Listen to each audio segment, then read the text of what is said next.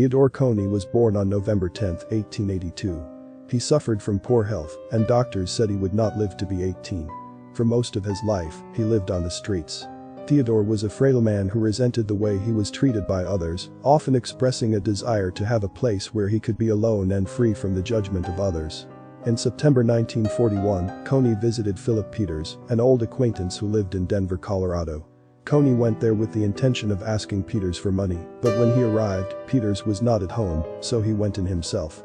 In the closet, he found a small door that led to a small attic room. Coney had lived in this space undetected for more than 5 weeks. Sometimes he went out for food when he was sure no one was home. One day, when Coney thought Peters was gone, he went to the kitchen to get some food. However, Peters was sleeping in another room. He heard a noise and went to the kitchen to see what was wrong.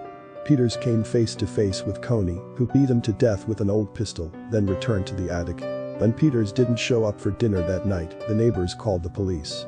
They found no signs of forced entry and could not explain what happened. They noticed a small door in the closet but thought that a normal person could not fit in such a tiny space. Soon after, Peters' wife, who was in the hospital, returned to live in the house. Frail Mrs. Peters hired a housekeeper to help her cope with daily duties. However, she soon began to notice that things were missing and swore that sometimes strange shadows appeared in the corridors late at night. The cleaning lady soon quit, forcing Mrs. Peters to move to western Colorado. Theodore stayed in the empty house, and neighbors often reported ghostly noises, as well as strange lights that turned on and off in the middle of the night. On July 30, 1942, the police were conducting a routine property check when they heard the click of a lock on the second floor. They quickly ran upstairs and saw Coney's legs sticking out of the closet.